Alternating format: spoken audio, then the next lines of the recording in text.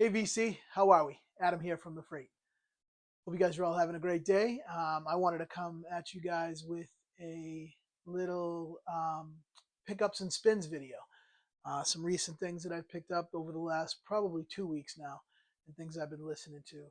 Um, and I guess the point of me doing the pickups and spins videos is number one to share with you all, obviously, and get your feedback if these are things that you're familiar with. Because some of these things I may or may not be totally familiar with. They might be new to me when I buy them, or I might have an opinion to offer on some of these things, and I want to share that with you and see what you guys think. Um, and also just interact with you guys. You guys have been leaving some great comments and feedback, and I've been getting some great recommendations from you. You've been telling me you've been getting some great recommendations from me or things you haven't thought about. So that's a beautiful thing, and that's what it's all about. That's what I love about doing these videos, and I hope you guys are enjoying them. And let's get right into it. So I finally got my Rhino reserves. My local finally got them in. I bought them from my local, and it just took them a few extra weeks to get them in for whatever reason. But they came in. I got them both, the Alan Toussaint and the Eddie Hazel. Um, I really like them. I really, really like them. I don't know if you guys have tried this series yet. I think it started late January, early February about. And there's two titles that came out: Eddie Hazel and Alan Toussaint. Alan Toussaint, the title is Southern Nights. So, just I guess a real brief thing about this series, Rhino Reserves. You may or may not already know. Rhino Reserves is kind of the way I think about it. Rhino has their hi-fi thing, and now they have the Rhino Reserves. Basically, it's what I akin it to is like the Blue Note Tone Poet. Really sort of deluxe packaging, gatefold, high quality jackets, deluxe, real thick. All those things. And then they have the Blue Note Classic that is sort of a step down, slightly, not as sturdy of a jacket, still mastered by, Kevin Gray or whatever, someone great. And that's what this is really. And these two titles are phenomenal. And if this is what the kind of thing that they're going to keep doing with the Rhino Reserves, I am all in 100%. These two titles are great. So Alan Toussaint, if you don't know Alan Toussaint, I may have talked to him a little bit about in another video, actually in the Atlantic 75 video when I talked about Dr. John. He's obviously got that New Orleans tie-in. And I mentioned that New Orleans, music group down there is just as good as it gets. This is just a down home vibe of a record. Exactly what you would expect from New Orleans. Got some horns, got some chill keys. Alan Toussaint plays all sorts of keys, whether it's a Rhodes, piano, all sorts of things. There's horns in there with awesome arrangements. Um, he's just a great song craftsman, and he knows what to do with songs. And this is a vibe. Sounds fantastic. I believe this one's cut by Chris Bellman too. These are both cut by Chris Bellman, I'm pretty sure. Chris Bellman's a fantastic mastering engineer. Really gets these records sounding great. Definitely, I am very much in for these. You can see it's got the cool hype sticker there. And you can see the label. Just a great album. One that I have listened to in the past, but I did not have on vinyl. Was stoked to pick up a copy of this. Nice clean copy that sounds great. All in on that. The next one, this one, really, man, what a great record this is. So Eddie Hazel, Game Dames and Guitar Things. Eddie Hazel, of course, from Parliament. Solo record that he put out. This is just everything you want this record to be and more. This record is. The guitar sounds on here are spacey, but like not spacey as far as sound goes, but very like bluesy, rocky, funky. So they're right in the pocket. It's nothing like it's really good stuff. It's just the guitar tones are awesome. I don't know if any of you guys play guitar or are into guitar effects. There's lots of phasers, lots of wah pedals. Really awesome stuff that gets the guitar sounding amazing. Chris Bellman cut this. What an amazing job he did on this record as far as like the sounds go. The guitars just really sound like exactly how they were meant to be recorded. They sound. It's really great. Um, What's cool about this, there's a couple of covers on here. Starts off with California Dreamin'. What an awesome version of that. He actually revisits it later in the record too, as kind of a reprise. And also they do the Beatles, I Want You, She's So Heavy. Awesome, awesome, awesome, awesome. This record is fantastic. If you don't know about the Rhino Reserve series, man, I can't recommend it enough. If they keep going with these two titles, like titles like those two titles, I'm all in.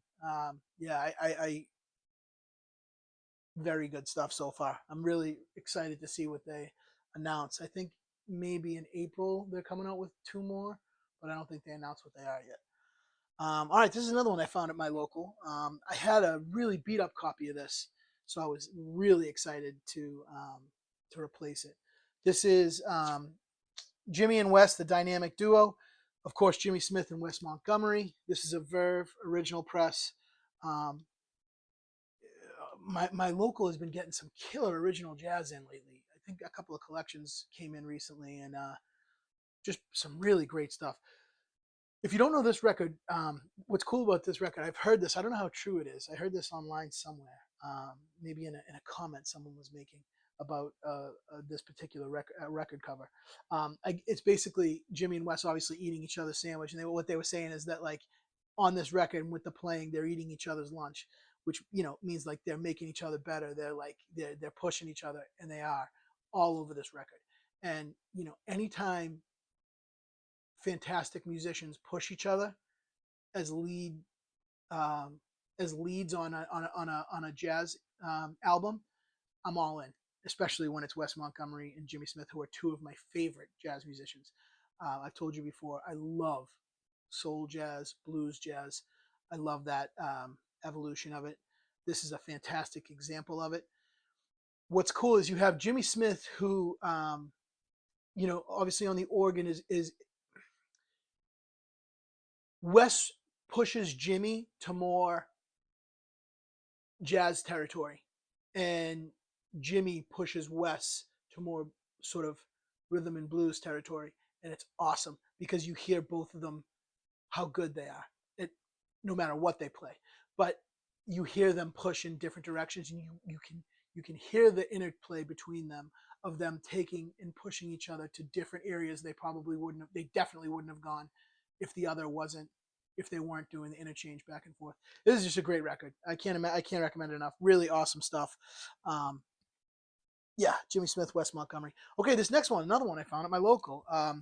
I've known about this record for a long time. It's been sort of on my want list, not as like a major want or anything, but like definitely, hey, remember this record's out there, and if you see it, grab it. So Minnie Riperton and Perfect Angel. This record is amazing, man. The music on here is great. The big hit on this one is the song "Loving You." You can look it up. I'm not even going to try to sing it. She's got that register. I can't remember what you call it. It's the register that's like above falsetto that you can sing at. Mariah Carey does it like way the heck up there. It sounds like it's insane how it sounds. You can't even believe someone is singing in that register. So she can do that, and she doesn't sing the whole record in that register, but she can. There's times where she goes into it, and you're like, "Oh man, that is awesome." But this is a really like rhythm and blues soul record for sure, and it's awesome. And that song "Loving You" on here really sounds great. This is just a great sounding record, great vibe, really clean copy. Psyched to find it. Awesome record. I was listening to Shotgun Willie, obviously, in the last video that I mentioned about the Atlantic 75, so that made me want to pull back out Stardust. I have an original copy that's in really nice shape that I found. I can't even remember if I found this in a thrift store. I don't even remember, but first press, this sounds great, and this is cheap. And, there's lots of, I'm sure, high-end reissues out there. Go for those if you want. You're guaranteed to have them clean or whatever. This record's great. But if you find a really clean original, it sounds awesome. So go for it if you find a clean one. Really great stuff. This next one is one you guys are probably familiar with. Is the Rolling Stones, Get Your Ya-Ya's Out. This is the Black Friday, so November 2024. This came out on Record Store Day. I want to say it was Black Friday, or was it the April one? either way, I actually hadn't listened to it. I put this away and I forgot that I had it, and I was going through some stuff and I found it. I'm like, oh man, I haven't listened to this yet. And yeah, so it was just good to pull this out. This has the white and red vinyl there. This is a good copy. I think it's a good sort of. I think it's around $20. You can get it on Discogs if you were looking for it. I don't.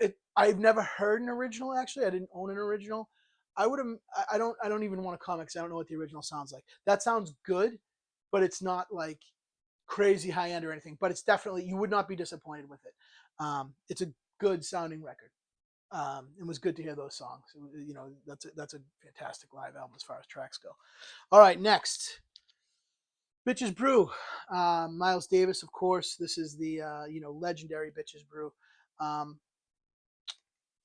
Miles Davis, big time venture, firmly establishing into fusion, jazz fusion territory. John McLaughlin's on here. Chick Corea. This is an original first press that I got a few years back at the same local. They had one in. You can see the 2i Columbia 2i for the first press there. What a record! This is the stage for. This is really the bar for all the things to come for jazz fusion. And you can see all the places that other people took it, but this is one of the originals to do it first, and Miles had a tendency to do that, and this is definitely one of the groundbreaking albums. I actually heard they're doing a one-step of this. Mobile Fidelity's doing a one-step of this, and I've been kind of easing off that level of record for some time now, but like I have to say that intrigues me. Number one, because that originals can be expensive anyway. You're looking at, I would say, at least $60 probably, at least, for like a VG plus, and if you want near mint, then you're going up close to 100 anyway. So especially with the Mobile Fidelity one steps, I know they've been kind of hit or miss, but this one intrigues me for a couple of reasons. Number one, because of Fidelity record pressing plant. I think Fidelity has really upped the quality, to be honest, with Mobile Fidelity. And I think everything that Mobile Fidelity, even like some of their represses that were on the old vinyl that they're now repressing at Fidelity, I think are going to be better. I don't have any like sort of evidence concrete to back that up, but I would not be surprised if the Fidelity record pressing plant is making that kind of difference. So that said, that makes me intrigued about the Bitches Brew one step that's coming out. They just announced it for a pre-order. Interesting, something to think about. I'm on the fence about it. I might, if the financial situation is good, I might splurge on it just to compare. I can always sell one if I like one better. And that is that's probably a VG plus copy. It's got a little bit of surface noise. I know a Mobile Fidelity one step's going to be quieter, but it's not enough noise that's distracting to me. But maybe it'll be a factor. All right. Anyway, so next I bought last month's CSN Atlantic 75. This was a record I actually wasn't all that familiar with, and this is the only CSN record of the Atlantic 75 that I own. I'm actually not a huge Crosby, Stills and Nash and Young fan. This is just CSN, but I'm just not a huge CSN fan. It's just not. I just don't. It's not really my thing. I had a credit when I took some things in, and this was there. And I'm familiar with a couple songs on here, like Cathedral, and just the overall vibe of this is very sort of smooth, right? Very smooth, late 70s, almost yacht rockish, shall we say. It's definitely got the layered harmonies that they're known for. It sounds amazing. I mean, really amazing. I can honestly tell you this just not being the biggest CSN fan, I may not revisit this one all that much, and maybe it's something that I eventually sell down the road or trade in or whatever. But like, I wanted to hear what the Atlantic 75 treatment did for CSN, and it's excellent. If you are into CSN, the sound is really phenomenal. The layers, the harmonies, even when the bass comes in, it comes in for the songs where there's bass and drums, full band stuff. It's just so well balanced. It's you can tell this was an amazingly recorded record. So very cool stuff here. And this one, man, this has been on my want list for a long time.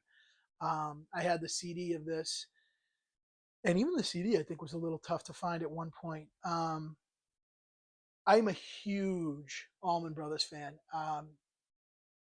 Next to the Beatles, I would say the Allman Brothers Band is probably one of my biggest inspirations musically. From Brother Dwayne to Dickie to even the modern iterations with Derek Trucks and Warren Haynes. Warren Haynes being someone who I truly idolize. He's someone who is a big, big, big hero to me, Warren Haynes. So that said, obviously it all starts with Mr. Dwayne Allman and the Dwayne Allman Anthology. I don't know if you guys are familiar with this and a little bit of the sort of backstory behind this. This came out posthumously after he died. But what's amazing about this compilation is, number one, the amount of music that's on here, but also the variety of artists. So Dwayne Allman, before the Allman Brothers really got started making the noise that they were making, and even into it a little bit, Dwayne Allman was playing at Muscle Shoals, and he basically camped out outside there and was like, I'm playing on these records. You got to get me in there. And eventually, whatever, it happened, and he got in there and became one of the house musicians for Muscle Shoals. And man, he played on some records, I tell you. So on this, you get songs like, Aretha Franklin, "The Weight." If you haven't heard Aretha Franklin do the Weight, you should, after this video, you should go YouTube Aretha Franklin, "The Weight." Hear Dwayne Allman playing the slide on that.